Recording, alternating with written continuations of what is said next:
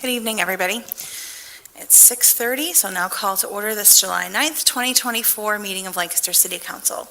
A couple of reminders at the top of the meeting. Please silence your phones and other devices if you haven't done so already.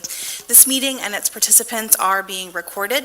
This evening, there will be several opportunities for public comment. If you wish to make comment, please do so at the podium and speak into the microphone so you can be heard both in this room and on our live stream.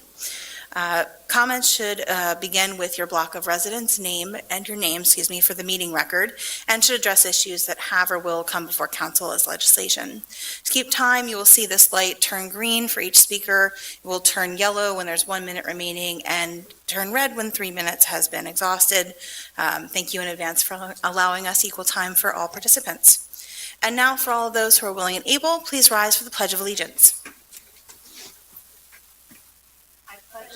To the flag of the United States of America, and to the republic for which it stands, one nation, under God, indivisible, with liberty and justice for all.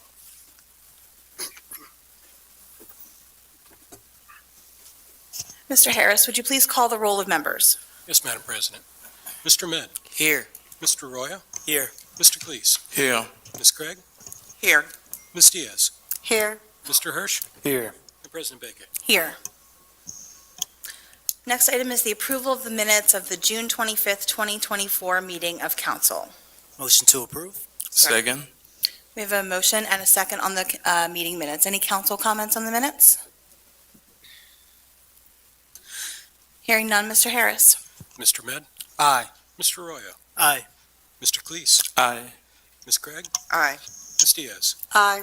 Mr. Hirsch. Aye. And President Baker. Aye. Our next item is proclamations, honors, awards, and resolutions of recognition. I believe we have one of those this evening. It is resolution number 56, 2024. Mr. Harris. A resolution of the Council of the City of Lancaster recognizing July 2024 as Parks and Recreation Month in the City of Lancaster and recognizing the benefits provided by our parks and recreation programs throughout the year.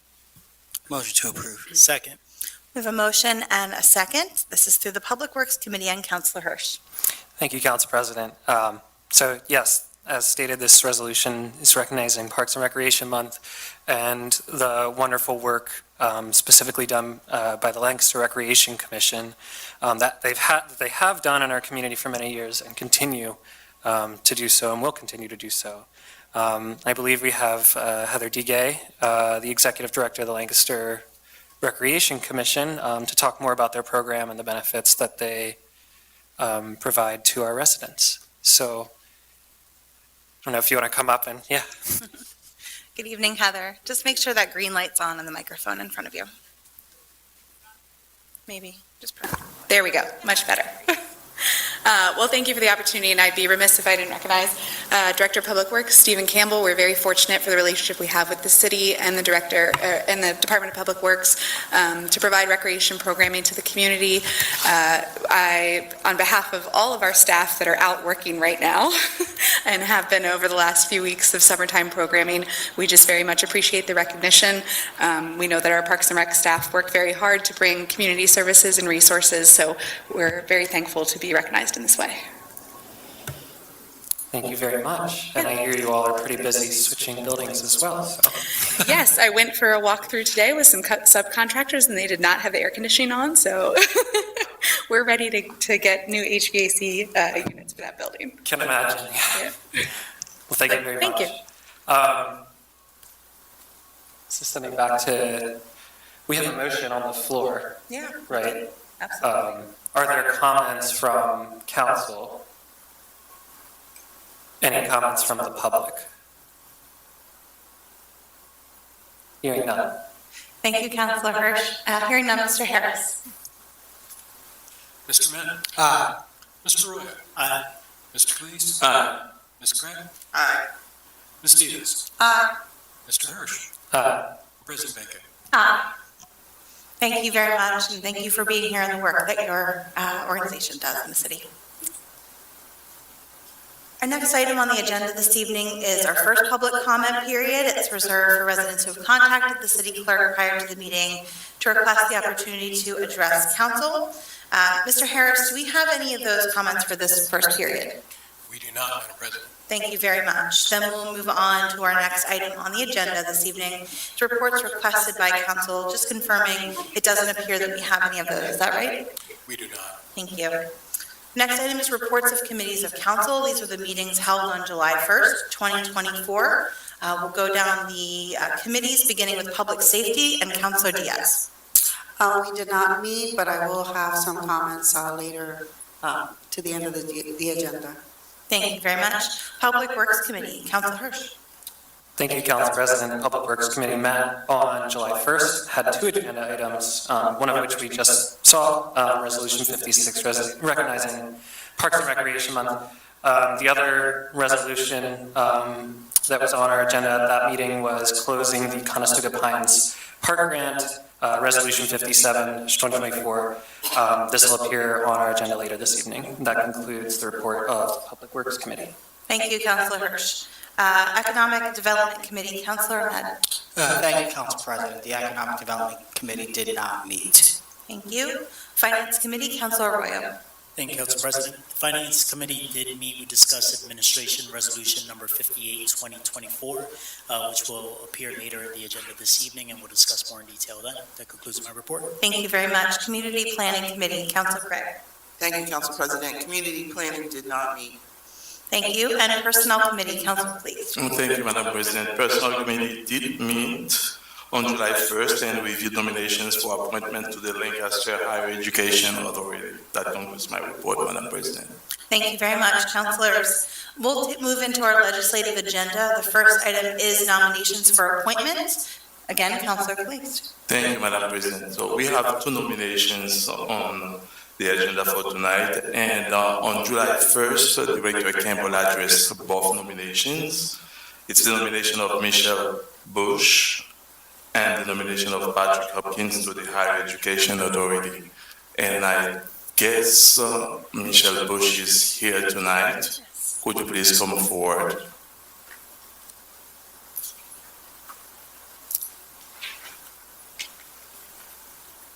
Hello. Hello, thank you for being here tonight with us. And would you please introduce yourself and tell us why you want to serve on the board? I'm Michelle Bush. I'm the interim business finance director and accounting for the city of Lancaster, and I would just like this opportunity to be able to serve our community. Okay, any other questions or comments? I would just like to say, Michelle, it's nice to meet you. And thank you for being here, and thank you for your willingness to serve on this board. Thank you. Any other questions or comments from other members of council? Councilor Calise. Please. Thank you. And Ms. Bush also just wanted to thank you for your willingness to serve. Thank you. Any other comments, questions from council, from the public? Thank you. Now I'll make a motion to appoint Michelle Bush to the Higher Education Authority for a term from July 9th, 2024 to January 1st, 2029, and Patrick Hopkins to the Higher Education Authority for a term from January 1st, 2024 to January 1st, 2029. Second. Thank you. We have a motion and a second for the appointments. Any council comments on either of the appointments from the public? Hearing none, Mr. Harris. Mr. Minnick? Aye. Mr. Roy? Aye. Mr. Cleese? Aye. Ms. Craig? Aye. Ms. Diaz? Mr. Hirsch? Aye. President Bacon? Thank you. Thank you. Next item on our agenda is Historic District. We have one item on that agenda this evening. Mr. Harris. Mr. President, considering the following application and recommendation from the Historical Architectural Review Board for improvement to a property within the Historic District, and tonight it's Joel Plata Cabrera, owner of 150 Howard Avenue, requests installation of new metal handrails, and that application is recommended for approval by the Historical Architectural Review Board. Motion to approve. Second. We have a motion and a second for approval. Councilor Craig, do you have anything additional on this? I really don't. It's just for handrails, and guardrails. Thank you. Is the applicant present, just in case? No, they're not required to be here. Any council comments on the motion? From the public? Hearing none, Mr. Harris? Sorry, Madam President. Oh, I'm so sorry. Motion to approve. Did we have that? Councilor Craig, and then I seconded Oh, I'm it. sorry. That's okay, it's the heat. I'm sorry. Mr. Matt? Aye. Mr. Roy? Aye. Mr. Cleese? Aye. Ms. Craig? Aye. Ms. Diaz? Aye. Mr. Hirsch? President Bacon? Aye. Our next item on the agenda is resolutions. Tonight looks like we have two, beginning with Resolution 57, 2024. Mr. Harris. A resolution of the Council of the City of Lancaster closing out Pennsylvania Department of Conservation and Natural Resources Community Partnerships Grant Project, BRCTAG 26176, Conestoga Pines Park and Walnut Street Fishing Area Master Plan. Motion to approve. Second. We have a motion and a second. Councilor Hirsch. Thank you, Council President. Resolution 57 is pretty straightforward. It's essentially fulfilling a procedural requirement to close a grant received from the Department of Conservation and Natural Resources, which was used to develop the Conestoga Pines Park Master Plan. If you recall, this was adopted at our May 14 meeting of council, and the resolution essentially just affirms that we will, follow the general guidance of the plan. That's really all this is. Thank you very much, Councilor Hirsch. Are there any additional council comments on the resolution? From the public?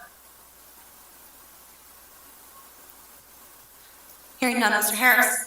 Mr. Matt? Aye. Mr. Roy? Aye. Mr. Cleese? Aye. Ms. Craig? Aye. Ms. Diaz? Aye. Mr. Hirsch? Aye. And President Bacon?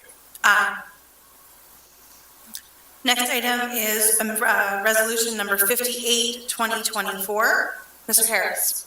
A resolution of the City Council of the City of Lancaster, Lancaster County, Pennsylvania, approving a project to be undertaken by the Lancaster Municipal Authority for the benefit of Garden Spot Village, a nonprofit corporation, and declaring that it is desirable for the health, safety, and welfare of the people in the area served by the facilities being financed as part of such project to have such facilities provided by or financed through such authority. Motion to approve. Second. We have a motion and a second. Councilor Royo. Thank you, Council President. I'll provide a little bit of background about this resolution. The Municipal Authorities Act actually requires a resolution from the entity which created the authority for the granting of tax-exempt financing. Mr. Dan Blakinger, representing Garden Spot Village, was present at our last committee meeting to speak and provide details on the resolution. He mentioned the Garden Spot Village retirement community is seeking the financing and does not impact the city's taxing authority nor the debt in any way, and the city is not liable to the city for the repayment of the debt. The resolution also states that the governing body of the city council, finds it desirable for the health, safety, and welfare of the community for the authority to provide financing for Garden Spot Village to provide the facilities. Thank you very much, Councilor Royo. I think I also recall in the notes that, and we've done some of these in the past, that this doesn't give any financial risk to the city. Is that something that was covered as well? Yep, correct. There won't be any liability on these finances for this. Thank you very much. Are there any additional council comments? From the public? Hearing none, Mr. Harris. Mr. Matt? Aye. Mr. Roy? Aye. Mr. Cleese? Aye. Ms. Craig? Aye. Ms. Diaz? Aye.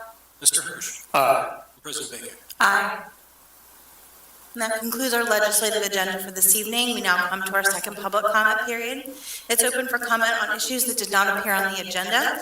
Again, duration of comments is limited to 3 minutes per speaker. Please begin with your name and your block of residence for the meeting record. If anyone would wish to give public comment this evening, you can come to the podium at this time.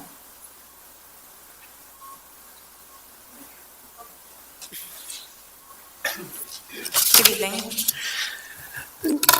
Good evening. Council President, councilors, Mayor, and those here in the public as well. My name is Jonathan Brown. I'm of the 200 block of North Lime Street.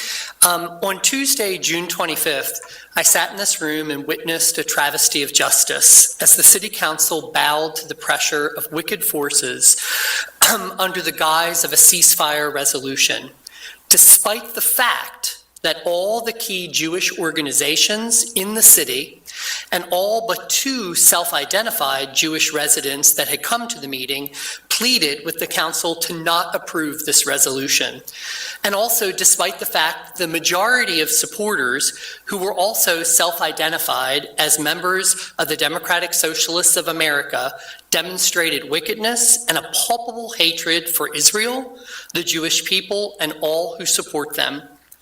On Tuesday, June 25th, City Council welcomed evil and wickedness into the city through this resolution and its tacit support for the activists that supported it. Tonight, I choose to resoundingly stand with Israel and the Jewish people everywhere, and specifically Jewish residents of Lancaster City.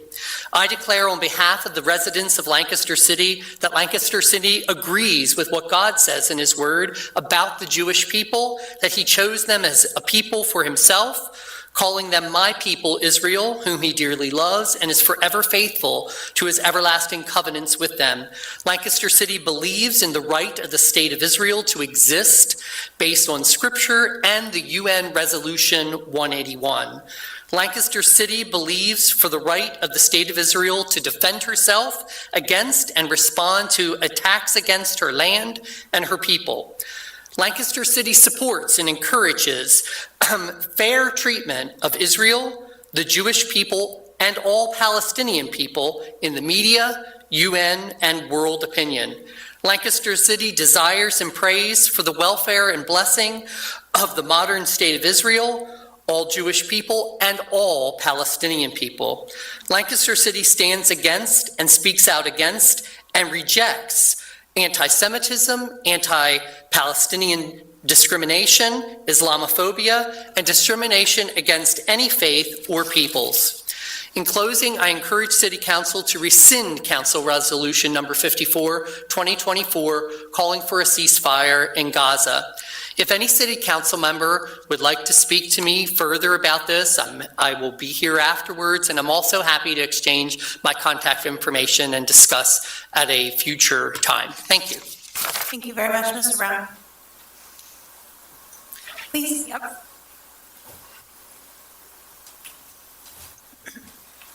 Good evening. Good evening. Hi, everyone. So mine is very simple. My name is Carla, and Fremont Street.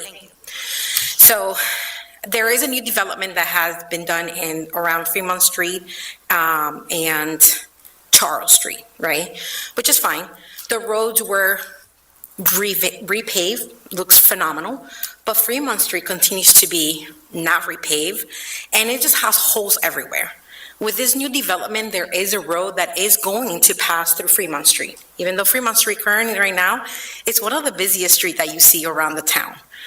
So all I'm asking is to take a look at policies, procedures, to actually fix our streets, because there's potholes, and all we do is just continue to just cover them. That's my first point. My second point, in some of the part of Fremont Street, there is a sign that talks about commercial vehicle, that they're not supposed to be parked there. But in the other side where we have the cemetery, that whole street aside of Fremont Street, there isn't. And constantly there is a unit being parked there every hours and the hours. They know what you guys are looking for, and every 2 hours that commercial vehicle moves. It does stay there overnight. Sometimes I have to park in the back of my house because I have no parking. Because that unit, it fits 2 parking spots. So I'm just asking to take a look at it and see if there's a possibility we can put a sign, just like in every other street, that actually says no commercial vehicles. And it's the only street, because I do walk, as you can see. I am dressed to go walk, but I came to this first because I want to actually let you guys know what's going on in my street. I'm all about safety. I'm all about like the beauty of Lancaster. And I want to make sure that that continues to happen through the city. And I think that's basically what we have, right? Yeah, that's all I have. Thank you. Thank you very much. If you wouldn't mind just stepping over to the clerk before the end of the meeting and just making sure that he has your full name for the meeting record, that would be great. Thank you so much. I appreciate it. Thank you. Absolutely. Any additional public comments for this evening? All right, hearing none, I'll be closing public comment. Thank you, everyone. We will now move to the report of Mayor Surratt. Thank you. And to you, thanks for coming through with your comment. And if we can just make sure that you give Mr. Harris your phone number, because I will follow up with you about the signage and the street paving. And Mr. Campbell is the Director of Public Works, and you can chat with him too. Thank you. Okay, thanks, Council. Good evening. Tonight, I bring you an update regarding our current budget and budget planning for next year. Beginning with our 2024 year-to-date revenues and expenditures ending June 30th. Revenues are on track and are slightly above our expectations in a few areas, including real estate transfer taxes. Expenditures are under budget in most every category with a few exceptions, such as medical expenses for retirees, 8% over budget, and overtime in the Fire Bureau, 32% over budget, which I will address later in my remarks. Cost savings for 2024 totaled $2.1 million, primarily from vacancies or held positions, but also reductions that we've made to our fleet, IT consultants, printing and phone costs, and other operational expenses. As council might recall, we utilize general fund reserves to balance our budget for 2024 to the tune of $2.2 million. And it is our goal to make sure that we are not using those reserves as we move into a critical budget year next year. So we have some more work to do, but we are on track. Looking ahead to 2025, as you all know, we're preparing two budgets, our regular budget and a second home rule budget, contingent upon the November outcome. We have completed the first draft of the regular budget, internally what we refer to as Level 1. As we move to the second draft, or Level 2, Director Campbell has provided the executive leadership team targeted percentage reductions based on the annual expenses per department as a guide to begin further reductions. We are projecting roughly $3.8 million in cuts as part of the regular budget, and $1.7 million in cuts with what we are referring to as the home rule budget, as well as utilizing the remaining $3.4 million in ARPA to balance the budget. We are not proposing the use of any reserve funds in either budget. Both of these budgets also include tax increases along with the cuts. The regular budget includes a potential, all of this are just scenarios, right? Potential 8% increase in real estate taxes, which is roughly $1 million, which will generate $2.5 million. In contrast, the home rule budget, if there is one, includes a potential 0.3, I'll say that again, 0.3% increase in earned income tax, which will generate $4.8 million with no increase in real estate taxes. So again, this is just to give you broad brushstrokes of what we're looking at related to the two budgets and the budget scenarios at this time.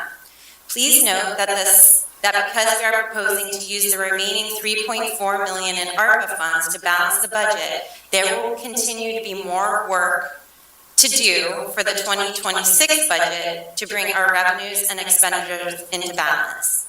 If the stars align and home rule moves forward, I would like to consider setting aside $1 million of the ARPA funds for additional improvements to our city parks, specifically Southwest End, Joe Jackson Tot Lot, and Newell Gans, instead of using it all for revenue replacement. So my intention in sharing this with you is just to have a marker for us to come back to this conversation, depending on the outcome of the home rule process and the budget planning as we look towards 2025. So now I'd like to talk about our timeline. Between July 29th and August 2nd, Director Campbell and I, Director Tina Campbell and I, along with Michelle Bush and Sharon Allen Span, will be meeting with each department director and their key staff to review Level 2 budget with the goal to present two budgets to council by October 1st. A budget information session will be held on Saturday, October 12th. On this day, both of the budgets will be presented by all of the departments. There will also be a shorter meeting on November 14th at 6 p.m. post-election. At this point, we'll know which budget we're working with, and we will review again the budget that will ultimately be introduced to council.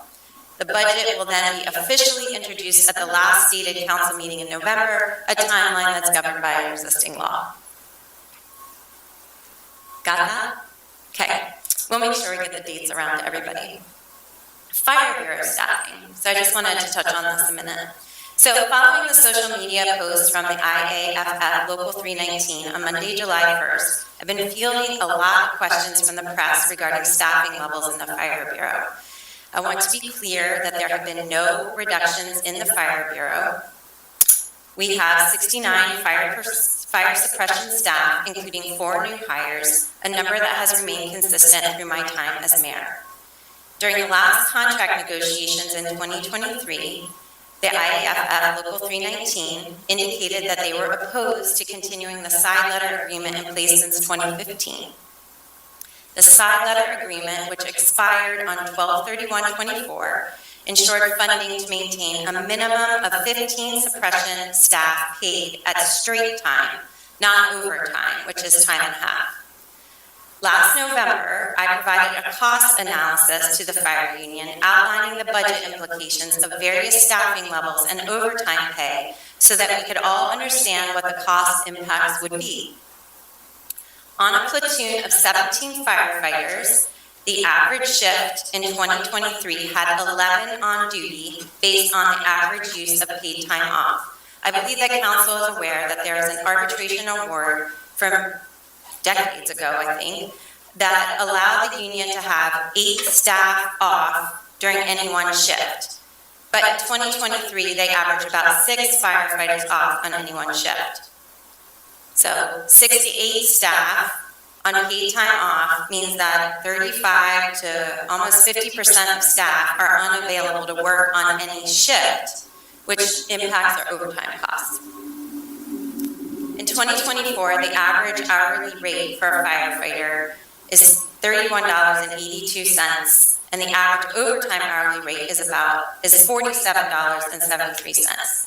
To maintain a baseline of 15 on-duty staff, the projected cost to hire back just one firefighter with overtime pay is $418,115 annually, and this does include acting officer pay as well. Following the adoption of the 2024 budget, the minimum staffing level for the Bureau was set at 13. However, as the year progressed, it was clear that we were going to overspend the approved budget. As of June 30th, the Fire Bureau has expended 82% of the overtime line item. Thus, on July 1, the minimum staffing level was set at 11. In short, at a time when we're facing a significant budget shortfall and every department is cutting expenses, we can't afford to pay a third to a half of any shift overtime at time and a half. It's not sustainable. The Local 319 has requested a meeting to discuss staffing levels, and I'm hopeful we can determine the best path forward that ensures public safety within our budget parameters. That concludes my report. Thank you. Thank you very much, Mayor Sirachi.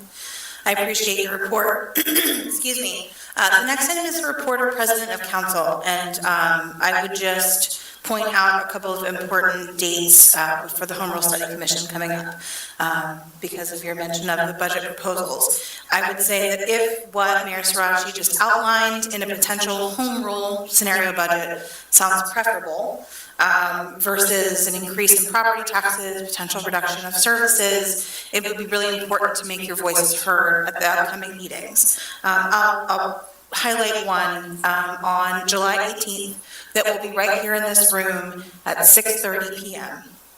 And if you would like our Home Rule Study Commission to be prepared to complete a charter in time to bring to the voters in November, and with its passing, impact our budget for 2025 in a positive way, I would invite you to come and make your voice heard. And that concludes my report this evening. We'll now move to any council comments. Are there any council comments this evening? If I may, Councilor Diaz. in regards to the National Fire Protection Association, the industry standard and guidelines has a set best practice amount of firefighters to respond to certain emergency incidents and how long it takes them to get there. The NFPA also has a standard to cover things like building codes, smoke detectors, firefighting gear, fire truck standards, etc. And since I've heard some members of City Council, this is through the grapevine, and the mayor, that has spread messages that I am incapable and incompetent to understand, and I would like to be educated to why would you cut 2 additional firefighters causing a safety concern? And on top of that, we continue to talk about the deficit. So my question would be, when the mayor had responded to WITF and mentioned that she was not replacing the chief of staff due to a deficit, but yet we have 3 people on the communications staff, enlighten me, since I am so stupid, why we need a director with 2 managers for communication. So if someone can tell me that cutting 2 firefighters, which is more important for our community and the safety, I need to know, and I want it in writing, why we have more people on the top line that are making more money, but yet we're trying to get rid of 2 firefighters. And that's all I have. Thank you. Thank you, Councilor Diaz. Any additional council comments? All right. Hearing none, and have reached the end of our agenda, I'll hear a motion to adjourn. Motion to adjourn. Second. All in favor? Aye. We're adjourned. Thank you.